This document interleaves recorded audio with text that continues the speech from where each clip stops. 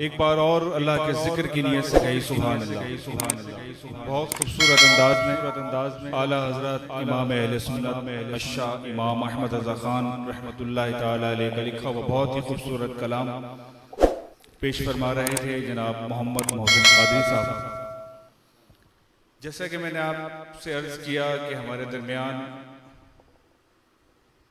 शहर कराची वतन अजीज पाकिस्तान के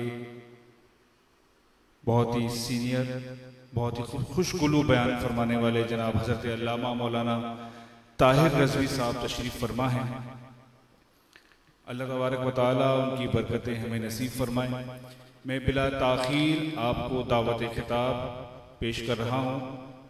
बहुत खुशगुलूई के साथ बहुत ही इस्लाही बयान फरमाते हैं।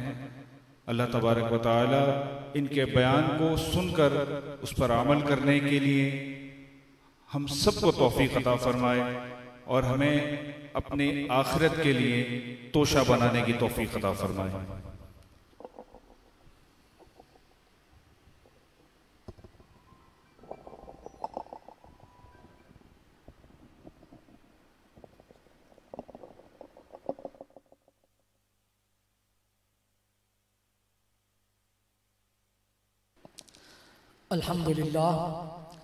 अल्हम्दुलिल्लाह रब्बिल आलमीन हम्द शाकिरीन वस्सलातु वस्सलामु अला सय्यिदिल अंबिया'i वल मुरसलीन मुहम्मदिन व आलिहि त्तय्यिबीन अत्ताहिरीन अम्मा बाद फ़अऊज़ु बिल्लाहि मिनश शैतानिर रजीम बिस्मिल्लाहिर रहमानिर रहीम मुहम्मदुर रसूलुल्लाह वल्लज़ीना मअहु अशिद्दाउ अलल कुफ़्फ़ार सदक़ल्लाहु मौलाना अज़ीम व सदक़ रसूलुहुन नबियुल हबीबुल करीमुल अमीन व नहनु अला ज़ालिका लमिनश शाहिदीन वश्शाकिरीन वल्हम्दुलिल्लाहि रब्बिल आलमीन।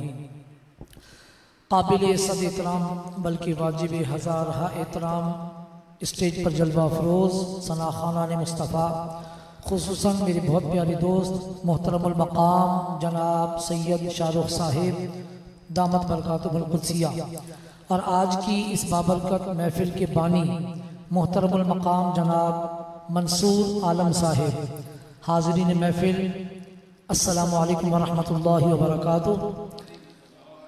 आप तमाम हजरात को मेरी तरफ से साहिब खाना की तरफ से और फैज़ मदीना नात कौंसिल की जानिब से नया इस्लामी साल 1443 मुबारक हो।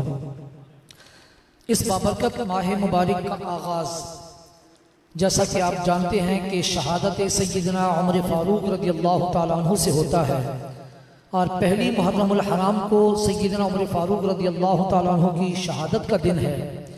इसी हवाले से चंद एक गुजारिशात मैं आपके सामने पेश करूँगा और इन बुजुर्गान दीन के दिन मनाना और इनकी बात करना ये क्यों ज़रूरी है, इसकी वजह यह है कि आजकल हमने अपने बच्चों को लाइन ही गलत दे दी है। आज अगर बच्चा बोर हो रहा हो तो हम कहते हैं कि बेटा कार्टून देख लो, टीवी चला देते हैं या आईपैड लैपटॉप और इस किस्म की मसरूफियात में उनको मगन रखते हैं।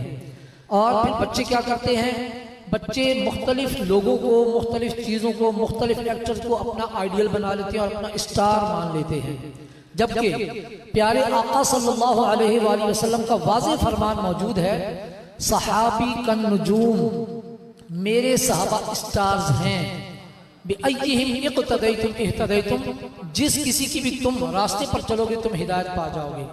तो हमें अपने बच्चों को ये बताना चाहिए कि हमारे लिए स्टार्स जिनको हमने लाइक करना है, फॉलो करना है, वो सहाबा किराम की जिंदगियां हैं और सहाबा किराम को हमने फॉलो करना है। तो अगर हम ये वाक़यात उनको ना सुनाएं तो यकीनन आगे मुस्तकबिल हमें इंतहाई तारीक नजर आ रहा है। तो सय्यदना उमर फारूक रज़ियल्लाहु ताला अन्हु ये वो शख्सियत थे कि अगर हम अपने हुक्मरानों से ये कहें कि सय्यदना उमर फारूक रज़ियल्लाहु ताला अन्हु की ज़िंदगी से सियासत सीखो तो यकीनन बहुत ही अच्छा रिजल्ट बरामद होगा। सय्यदना उमर फारूक रज़ियल्लाहु ताला अन्हु की देखा देखी पूरी दुनिया में आज लोग उन्हीं को फॉलो करते हुए मुख्तलिफ तरीक़ों से सियासत कर रहे हैं और हुक्मरानी कर रहे हैं। मैं आपको सिर्फ आपकी जनरल नॉलेज के लिए बताता चलूँ कि सबसे पहले फौज के लिए तनख्वाहें मुकर्रर करना ये सय्यदना उमर फारूक रज़ियल्लाहु ताला अन्हु का कारनामा है।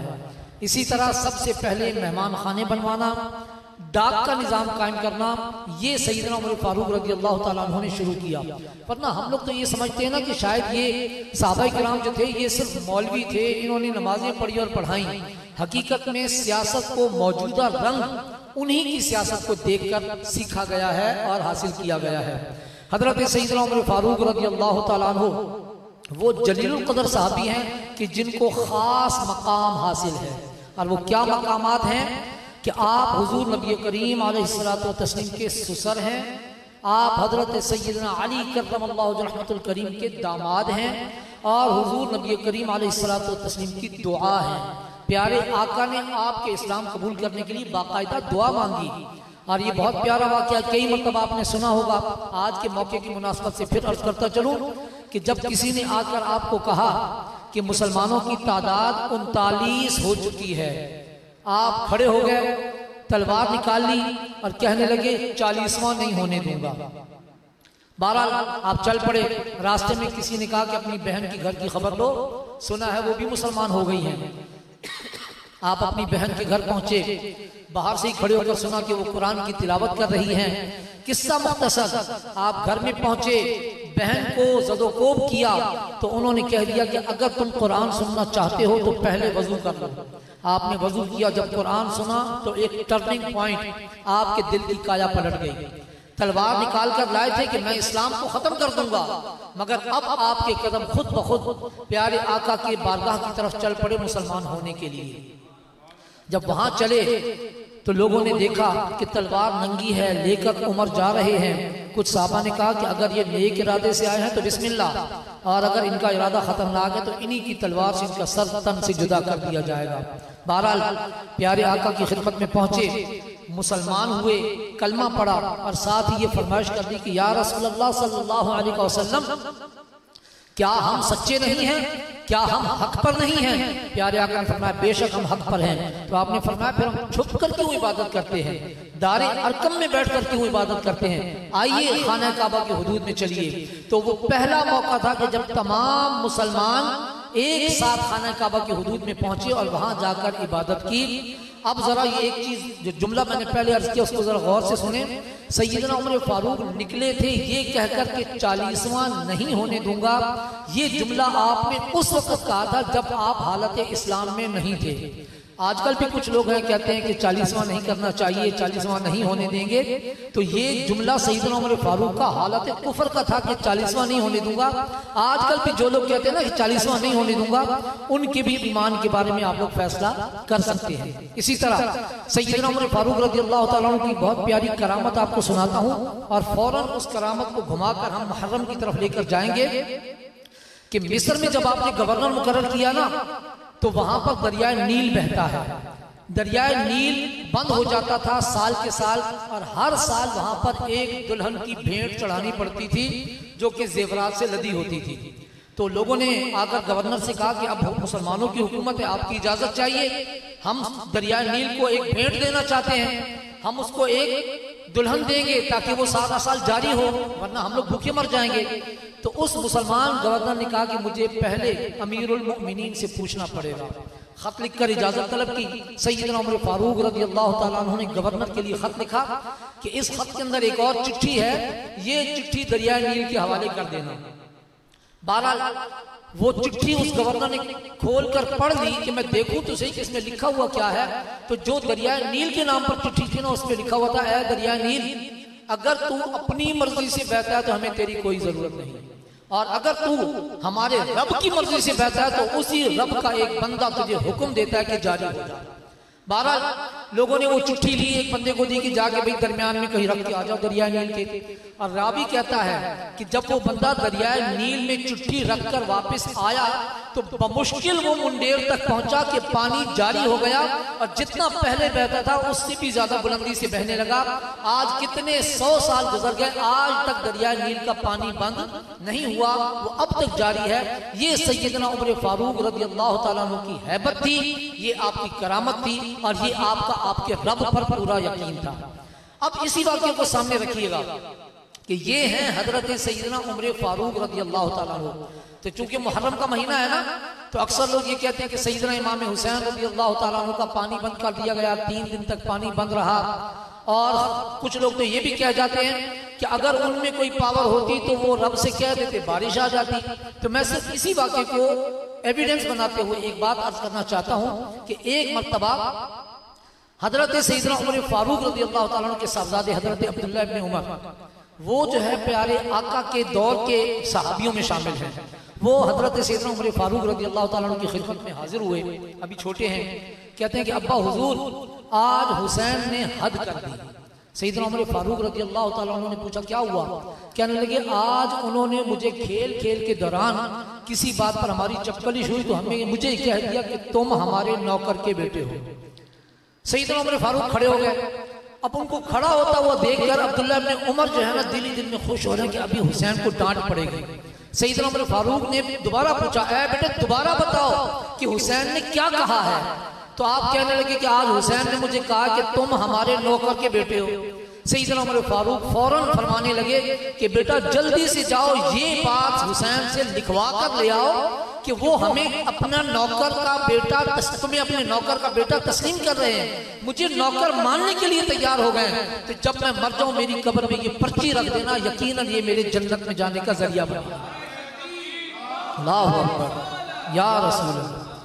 जो उमर सैयदना इमाम हुसैन के नौकर बनने के लिए तैयार है, ये उनकी पावर है कि एक पर्ची खुद भी नहीं गए, पर्ची लिखकर दरियाए नील को साल के लिए जारी कर देते हैं।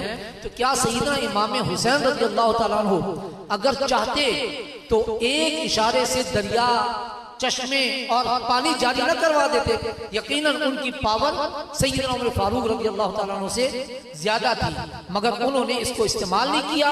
वजह क्या है कि देखें छोटे छोटे बच्चे भी बैठे हैं, अगर किसी बच्चे के एग्जाम हो ना, कल हो परसों हो स्कूल में एग्जाम हो, तो कभी कोई बच्चा हमें आके ये नहीं कहता मौलाना साहब दुआ कर दें कि हमारे एग्जाम कैंसिल हो जाए। ये दुआ नहीं करवाते, बल्कि बच्चा भी ये दुआ करवाता है मौलाना साहब दुआ कीजिए हम इम्तिहान में कामयाब हो जाए।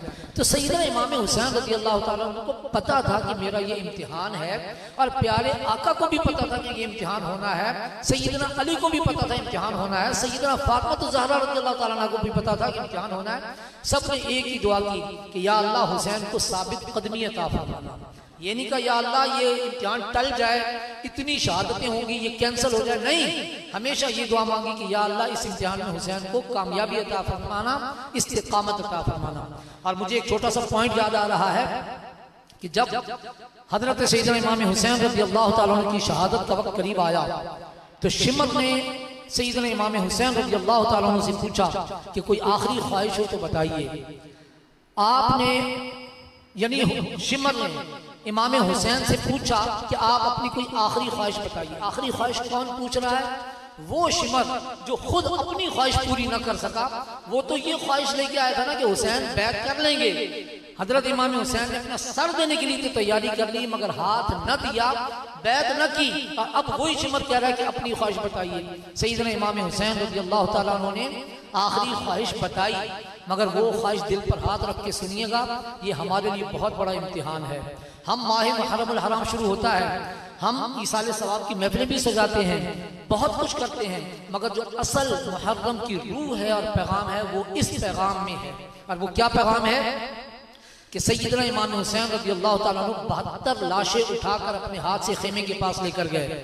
पूरा जिस्म छन्नी, वजू करने के लिए जिस्म के आज़ा सलामत नहीं, तयम्मुम करने के लिए जमीन सलामत नहीं, कि जगह जगह खून का कीचड़ मौजूद है। ऐसी हालत में भी आपने फरमाइश क्या की कि ऐ शिमर, पूरी दुनिया के लोग जुम्मा की नमाज अदा कर रहे हैं, मुझे सजदा करने दो, और जब मैं सजदे में जाऊं मेरा सर तन से जुदा कर देना।